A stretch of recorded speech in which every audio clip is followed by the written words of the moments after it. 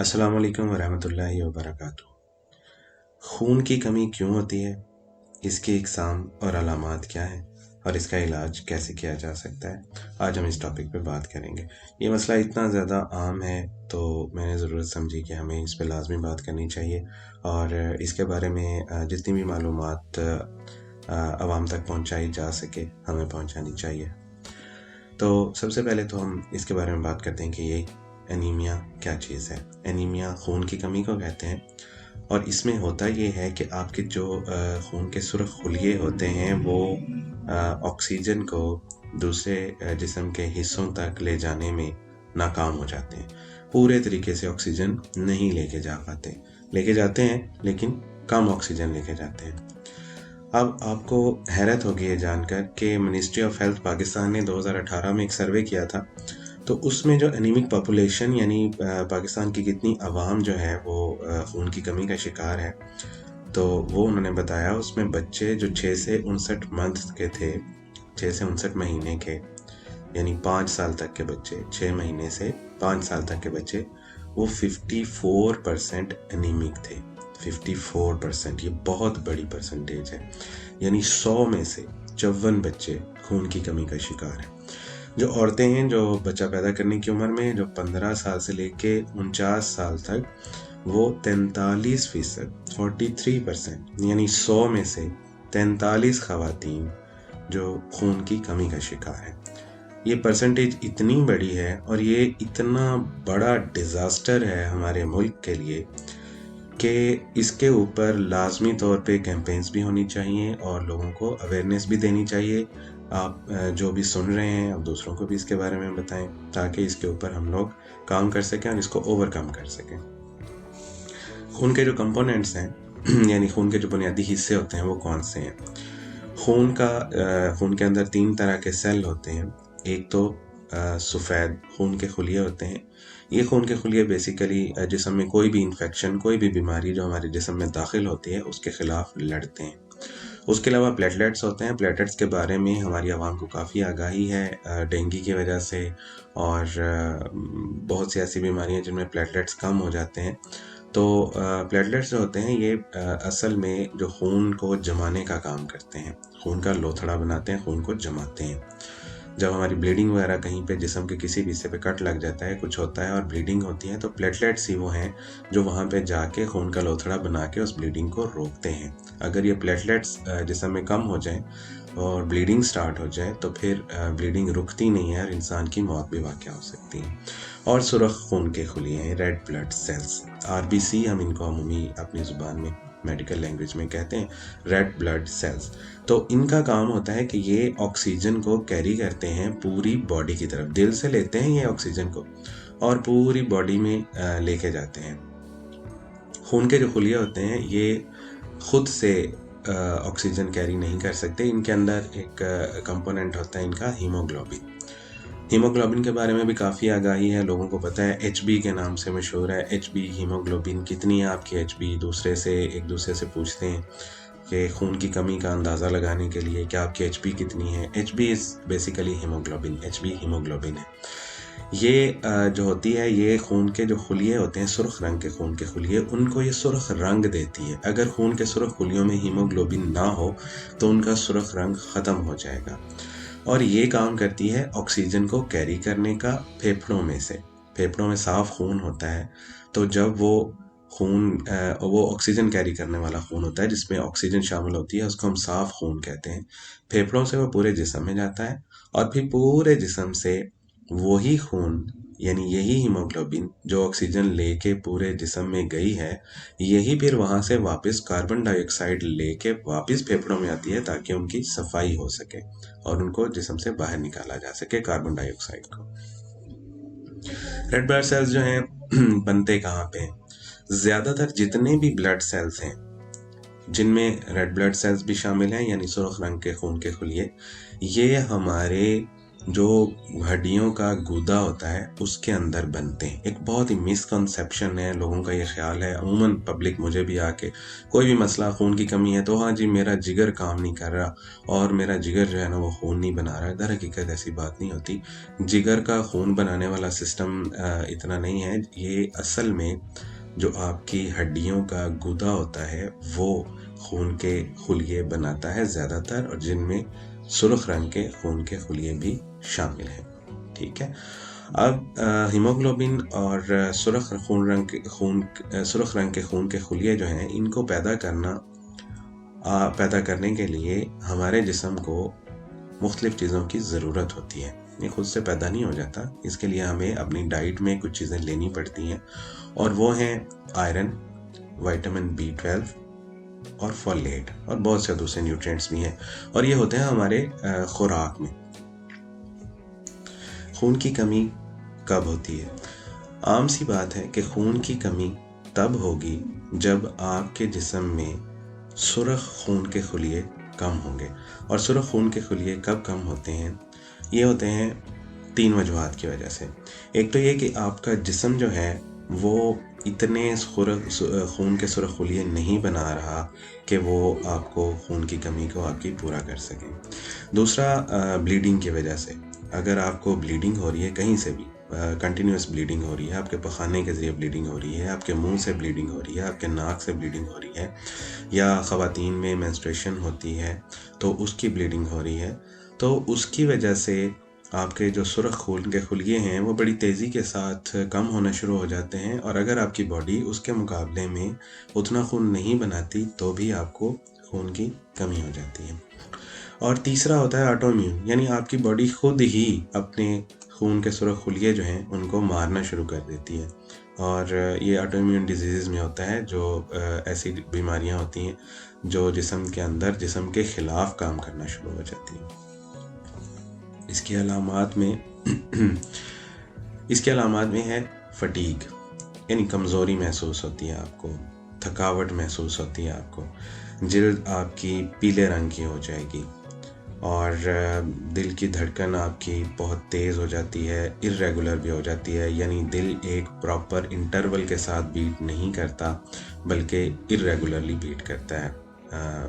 सांस की जो है वो आपको सांस में दिक्कत होती है, थोड़ा सा आप चलते हैं तो सांस फूलना शुरू हो जाता है, और उसके साथ साथ छाती में दर्द भी शुरू हो जाती है, गुनूदगी हो जाती है, आपको सोचने समझने की सलाहियतें और चीज़ों को याद रखने की सलाहियतें कम हो जाती हैं, आपके हाथ ठंडे होना शुरू हो जाते हैं, पाँव ठंडे होना शुरू हो जाते हैं, क्योंकि उनमें प्रॉपर खून की वो सप्लाई नहीं जा रही होती ना, खून की कमी होती है, और सर दर्द, दिमाग में को भी खून की सप्लाई पूरी नहीं जाती तो सर दर्द स्टार्ट हो जाता है। अच्छा, ये बात काबिल ज़िक्र है यहाँ पे कि आपकी खून की जो कमी है उसकी वजह से आपको अलामात एकदम से नज़र नहीं आना शुरू हो जाती, बल्कि जैसे जैसे खून की कमी ज़्यादा होना शुरू हो जाती है, आपकी HB फॉर एग्ज़ाम्पल आपकी थी 14 थी, किसी वजह से, किसी बीमारी की वजह से वो कम होना शुरू होगी, 12 पे आ गई, 11 पे आ गई, एकदम से सारी अलामात ज़ाहिर नहीं होंगी, जैसे जैसे वो कम होती जाएगी वैसे वैसे अलामात ज़्यादा होना शुरू हो जाएंगी। यही अलामात जो मैंने आपको अभी बताई हैं। तो जितनी कम HB होगी उतनी ही अलामात भी ज़्यादा होंगी। अब हम बात करेंगे इसकी अमूमी जो टाइप्स होती हैं कि इसकी इकसाम कौन कौन सी हैं। एनीमिया की, खून की कमी की कितनी इकसाम है? सबसे जो कॉमन है वो है पाकिस्तान में, हम उसे आयरन डेफिशिएंसी एनीमिया IDA कहते हैं। आयरन डेफिशिएंसी, आयरन का मतलब आयरन है, डेफिशिएंसी का मतलब कमी है, और एनीमिया का मतलब खून की कमी, यानी वो खून की कमी जो आयरन की कमी की वजह से हो रही है उसको हम आयरन डेफिशिएंसी एनीमिया कहते हैं। और ये एलिमेंटल आयरन हमारे जिस्म में होता है, और ये भी बॉडी जो हमारी, जो बोन मैरो होता है हमारा, यानी जो हड्डियों का गूदा होता है, उसको आयरन चाहिए होता है हीमोग्लोबिन बनाने के लिए। अगर उसको आयरन नहीं मिलेगा तो हीमोग्लोबिन नहीं बनाएगा, और जब वो हीमोग्लोबिन नहीं बनाएगा तो आपका जाहिर है आपके खून के सुर्ख खुलिये जो हैं वो ऑक्सीजन कैरी करने की उनकी जो एबिलिटी है, उनकी सलाहियत जो है मुतासिर होगी, और आपको ये खून की कमी का आप मर्ज़ जो है ना वो आपको लाहक हो जाएगा। अब ये इस तरह का जो एनीमिया होता है ना, ये अमूमी तौर पे खून की कमी की वजह से, ब्लड लॉस की वजह से, यानी आपका खून एकदम से कहीं ज़ाया हुआ, जैसे फ़ीमेल है उसको मेंसेस जो हैं उसमें हैवी ब्लीडिंग हो गई, और या आपके अल्सर है उसमें ब्लीडिंग हो गई, या कोई कैंसर है, या आपके डाइजेस्टिव सिस्टम में आपकी जो अंतड़ियां हैं उनके अंदर कहीं पे कोई पॉलिप है उसकी वजह से ब्लीडिंग हो गई, और या जो हम सब पाकिस्तानियों का फेवरेट मशगला है होम मेडिकेशन, यानी हम लोग कोशिश करते हैं कि हमें डॉक्टर के पास ना जाना पड़े, छोटे मोटे मसले के लिए हम एस्प्रिन, डिस्प्रिन, पैनाडोल, इनको हम non steroidal anti inflammatory drugs कहते हैं, ये हमारे कॉमन है कि हम लोग घर पे ही ले लेते हैं, हम कहते हैं कोई बात नहीं, इससे कौन सा कोई नुकसान है। लेकिन बहुत से लोग जो ये रेगुलर यूज़ करते हैं और लंबे अरसे के लिए इन मेडिसिन्स को यूज़ करते हैं, उनको अमूमी तौर पे एनीमिया का मसला हो जाता है। कुछ के तो 1-2 पेशेंट मेरे पास आए थे, उनके तो बेचारों के जिगर ही फेल हो गए थे। तो बहरहाल ये बार बार मैं कहता हूँ कि सेल्फ मेडिकेशन आपने नहीं करनी। आपको कोई भी मसला हो किसी भी किस्म का, आपने अपने करीबी डॉक्टर से जाके उसके बारे में डिस्कस करना है और उस बीमारी का प्रॉपर हल निकालना है, ये नहीं कि घर पे ही उसका कोई टोटका लगाना शुरू कर देना। और जो दूसरी टाइप होती है वो विटामिन डेफिशिएंसी एनीमियास, यानी कुछ विटामिन ऐसे होते हैं जिनकी हमारी बॉडी को ज़रूरत है सुर्ख रंग के खून के खुलिये पैदा करने के लिए। अगर वो कम हो जाएं तो वो भी खून की कमी हो जाती है। उसमें हमारे फोलेट है और विटामिन B12 है। इसके अलावा कुछ लोग लेते तो हैं, यानी जो डाइट उनकी है उसमें B12 भी शामिल है, लेकिन उनकी बॉडी जो है ना वो इस विटामिन को प्रोसेस नहीं कर पाती और उसकी वजह से भी विटामिन डेफिशिएंसी एनीमिया हो जाता है। उसको हम परनीशियस एनीमिया कहते हैं। कुछ लोगों को पुरानी बीमारियां चल रही होती हैं, किसी को कैंसर है, HIV है, एड्स है, रूमेटॉइड आर्थराइटिस यानी गंठिया है, क्रोन्स डिजीज़ है, अंतड़ियों की बीमारियां होती हैं ये, और पुरानी कोई ऐसी बीमारियां जिनमें इन्फ्लेमेशन होती है, तो उसमें भी खून की कमी वाक़या होना शुरू हो जाती है, क्योंकि ये बीमारियां सुर्ख खून के जो खुलिये होते हैं वो उनको बनने में रुकावट पैदा करती हैं। आपके जिस्म का सारा सिस्टम डिस्टर्ब हुआ होता है तो जाहिर है कि खून का पैदा होने का अमल भी डिस्टर्ब हो जाता है और उससे भी आपको एनीमिया हो सकता है। उसके अलावा जो लोग जिनके गुर्दे फेल हुए होते हैं उनकी वजह से भी उनको एनीमिया हो जाता है। प्लास्टिक एनीमिया बहुत ही रेयर होता है, यानी कभी कभार कम लोगों को होता है, यानी उस तरह नहीं है जैसा आयरन डेफिशिएंसी। जैसे मैंने शुरू में बताया कि कितनी परसेंटेज हमारी बच्चों की और बच्चे पैदा करने की उम्र वाली औरतों की जो है वो इस एनीमिया का शिकार है। जो प्लास्टिक वो आयरन डेफिशिएंसी एनीमिया, ये जो प्लास्टिक एनीमिया है ये कम होता है, और इसकी जो वजह होती है वो ये होती है कि जो हमारा गूदा होता है ना वो सुर्ख खून के खुलिये पैदा करने की उसकी सलाहियत जो होती है वो कम हो जाती है। तो वो कम क्यों होती है प्लास्टिक एनीमिया में? वो कुछ इन्फेक्शंस हैं, कुछ मेडिसिन्स हैं और कुछ auto immune diseases. Auto immune के बारे में मैंने आपको बताया कि ये वो बीमारियां हैं जो इंसान के जिस्म को ही जिस्म के ख़िलाफ़ एक्टिव कर देते हैं, यानी वो फ़ौजें आपकी जो आपकी मुहाफ़िज़ हैं और आपका उनको तहफ़्फ़ुज़ करना चाहिए, वही आपको मारना शुरू कर देती हैं। उसके अलावा है anaemia associated with bone marrow diseases. बहुत सी बोन मैरो डिजीज़ेज़ ऐसी हैं जिनके साथ एनीमिया हो जाता है, जैसे कि ल्यूकीमिया बहुत सारे लोगों ने सुना है, और मेलोडिस्प्लेजिया है, मेलोफाइब्रोसिस है। इनकी वजह से भी जो खून का जो हमारे गूदा होता है हड्डियों का, उसके अंदर खून पैदा करने की सलाहियत कम हो जाती है।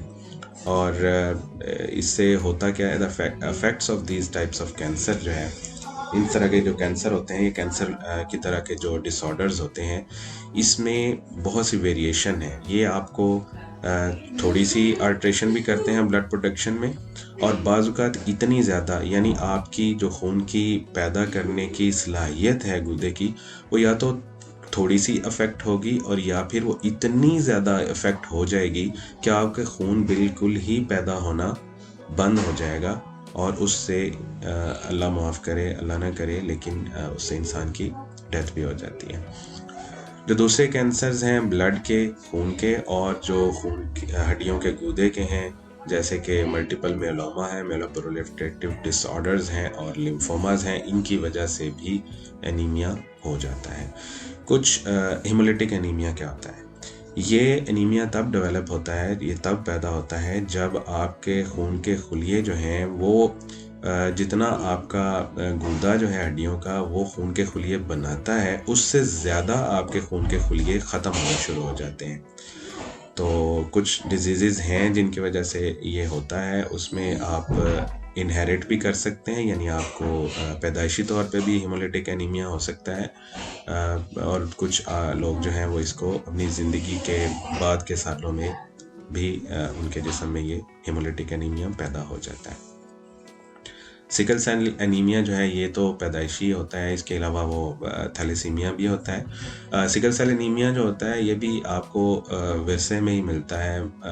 जो बच्चा पैदा होता है वो सिकल सेल एनीमिया के साथ होता है, और ये बड़ा सीरियस किस्म का एनीमिया होता है। उसकी वजह डिफेक्टिव फॉर्म होती है हीमोग्लोबिन की। हीमोग्लोबिन जो होती है वो अपनी असल शक्ल में नहीं होती, बल्कि वो बीमार शक्ल में होती है, सही शक्ल में नहीं होती। और उसकी वजह से ये होता है कि जो खून के सुरख खुलिये होते हैं उनकी शक्ल तब्दील हो जाती है, उनकी शक्ल जो है ना वो चम्मच की तरह की हो जाती है, तो या क्रिसेंट टाइप उसे कहते हैं कि चांद की तरह की।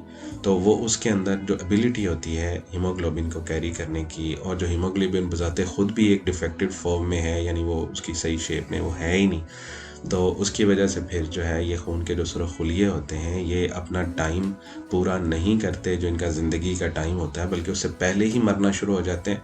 और जो गुदा होता है हड्डियों का वो उतनी स्पीड के साथ खून के खुलिये मज़ीद बना नहीं सकता, तो उसकी वजह से सुरख खून के खुलिये भी कम हो जाते हैं और खून की कमी भी वाक़या हो जाती है। दूसरे खून की कमी के लिए जो एनीमियाज़ होते हैं बहुत सी फॉर्म्स हैं, जैसे मैंने बताया कि थैलेसीमिया भी है, ये भी डिफेक्टिव हीमोग्लोबिन की वजह से होता है। और जो रिस्क फैक्टर्स हैं इसके वो कौन से हैं? रिस्क फैक्टर्स में आपकी खुराक है, जिसमें आपके बहुत से विटामिन्स हैं जो आप नहीं ले रहे। कुछ लोग बड़े चूज़ी होते हैं अपनी खुराक के बारे में कि जी मैंने ये नहीं खाना, मैंने ये नहीं खाना, और कुछ की डाइट जो है वो बैलेंस्ड नहीं होती, मतलब वो एक ही चीज़ को बार बार खाए जाते हैं। मतलब शौक की होती है चीज़, उनको पसंद होती है, वो कहते हैं हम यही खाएंगे, हमने और कोई चीज़ नहीं खानी। वैरायटी नहीं होती उनकी डाइट में। तो कुछ लोग जो आयरन जिसमें नहीं होता, या विटामिन B12 और फोलेट जो है वो नहीं होता, ऐसी डाइट लेते हैं, तो वो ज़ाहिर है कि जब उनके जिस्म को ये नहीं मिलेगा तो हीमोग्लोबिन की प्रोडक्शन भी नहीं होगी, और खून के सुरख खुलिये भी अपना फंक्शन प्रॉपर नहीं कर सकेंगे, और एनीमिया हो जाएगा। अंतड़ियों के डिसऑर्डर्स हैं, कुछ ऐसी बीमारियां हैं जो अंतड़ियों की होती हैं, जिनकी वजह से अंतड़ियां जो हम चीज़ खाते हैं उसको सही तरीके से हज़म नहीं करती। यानी आपने लिया आयरन, आपने विटामिन B12 लिया, आपने फोलेट लिया, लेकिन आपकी अंतड़ियां जो हैं उन्होंने उसको सही से हज़म ही नहीं किया, और हज़म करके उसको खून में शामिल नहीं किया, तो ज़ाहिर है फिर भी आपको इन चीज़ों की कमी हो जाएगी। बीमारियां क्रॉन्स डिजीज़ के नाम से और सीलियक डिजीज़ के नाम से होती हैं, और इसकी वजह से भी आपको खून की कमी हो जाती है। अगर आपकी बाज़ लोग होते हैं जिनको अंतड़ियाँ जो हैं उनकी, कुछ लोगों की बंद हो जाती हैं और उनको सर्जरी करवाना पड़ती है अंतड़ियाँ दोबारा चलाने के लिए, तो वो फिर कुछ हिस्सा उनकी अंतड़ियों का काट दिया जाता है, और वो हिस्सा अगर छोटी अंतड़ी का है जहाँ पे इन चीज़ों ने, आयरन B12 और फोलेट ने हज़म होना है, अगर वो हिस्सा कट जाए और ये चीज़ें हज़म ना हो तो भी खून की कमी वाक़या हो जाती है। मेंस्ट्रुएशन यानी मेंसेस जो है, या पीरियड्स जो हर फीमेल को हर महीने होते हैं, उसमें और वो फीमेल्स जो होती हैं जिनको अभी मीनोपॉज नहीं हुआ। मीनोपॉज का मतलब है कि तारीख का बंद हो जाना। जो हर महीने तारीख औरतों को आती है वो नहीं आती, यानी वो ओल्ड एज में चले गए।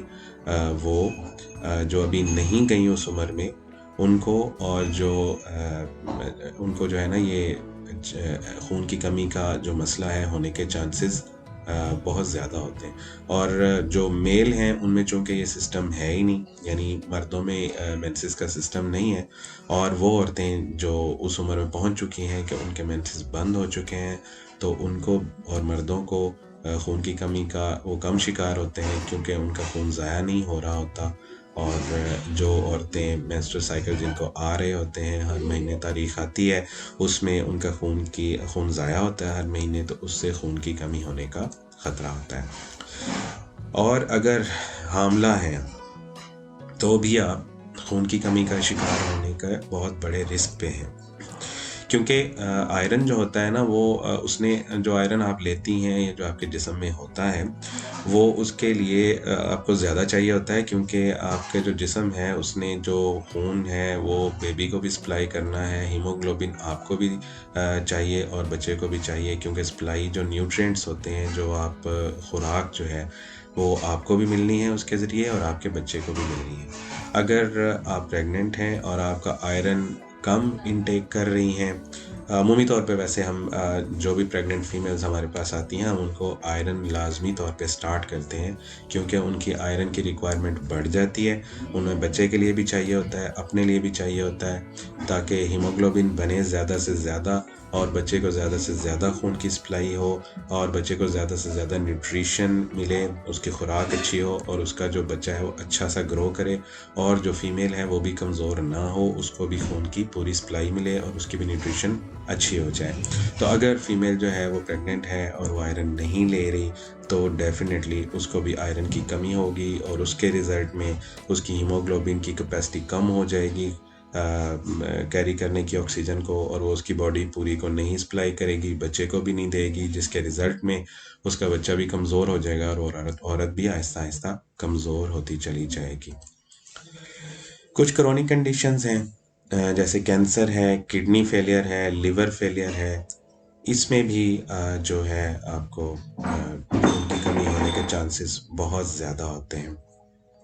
और किसी भी अल्सर से आहिस्ता आहिस्ता और मुसलसल खून का ज़ाया होना जिस्म के किसी भी हिस्से से वो भी आयरन की कमी कर देता है और उससे भी आयरन डेफिशिएंसी एनीमिया हो जाता है, यानी खून की वो कमी जो आयरन की कमी की वजह से होती है। अगर आपकी फैमिली में ये हिस्ट्री है, यानी आपके ख़ानदान में लोगों को खून की कमी की बीमारियां जैसे कि सिकल सेल एनीमिया है और थैलेसीमिया है, तो भी आप एक इंक्रीज़ रिस्क पे हैं, आपका रिस्क बढ़ जाता है। अगर आपके ख़ानदान में है तो आपको होने के चांसेस बहुत ज़्यादा हैं। और बहुत से इन्फेक्शन, खून की बीमारियां, ऑटो इम्यून बीमारियां, शराब नोशी और टॉक्सिक केमिकल्स जो फैक्ट्रीज़ वगैरह में यूज़ होते हैं उनका एक्सपोजर, और कुछ मेडिसिन्स ऐसी हैं जो खून की जो पैदाइश है यानी खून का बनना जो है उसमें रुकावट पैदा करती हैं और उसके रिज़ल्ट में आपको खून की कमी वाक़या हो जाती है। अगर आप खून की कमी का इलाज नहीं करते, फॉर एग्ज़ाम्पल आपको पता चल गया तो आप नहीं कर रहे, या आपको पता ही नहीं है और आप नहीं कर रहे, तो क्या होगा, आपका जिस्म कमज़ोर होता चला जाएगा, आपको थकावट होगी, आप ढीले ढीले से रहेंगे, और जब वो इतना ज़्यादा हो जाता है तो आपसे खून की कमी ज़्यादा हो जाती है तो आपसे रोज़मर्रा की ज़िंदगी के काम भी नहीं हो सकेंगे, सांस फूलना शुरू हो जाएगा, चल फिर नहीं सकेंगे। उसके अलावा आपको दिल का मसला होने का ख़तरा होता है, क्योंकि दिल को जो हार्ट बीट जो है वो इरेगुलर हो जाती है और तेज़ हो जाती है और उसकी वजह से आपको एरिदमिया होने के चांसेस होते हैं। एरिदमिया खून का जो करंट, जो ब्लड का करंट होता है ना, जो हार्ट का करंट होता है, हार्ट का एक करंट होता है जिसके साथ उसने एक प्रॉपर तरीके से, उसके 4 चैम्बर होते हैं और उन्होंने एक प्रॉपर तरीके से इकट्ठे होना होता है, खून को बाहर निकालना होता है और फिर रिलैक्स होना होता है, खून को अंदर लेना होता है। अगर एरिदमिया हो जाए यानी खून की कमी की वजह से आपके दिल का जो करंट है वो चेंज हो जाता है तो उससे आपको हार्ट जो है वो भी, हार्ट के प्रॉब्लम्स होने का ख़तरा होता है और उससे हार्ट फेलियर के भी चांसेस होते हैं। और कुछ पैदाइशी एनीमियाज जैसे हमने पहले बताया, सिकल सेल एनीमिया है, थैलेसीमिया है, वो सीरियस भी हो जाते हैं और उनसे अगर वो उनसे जो है ना वो मौत भी वाक़या हो जाती है।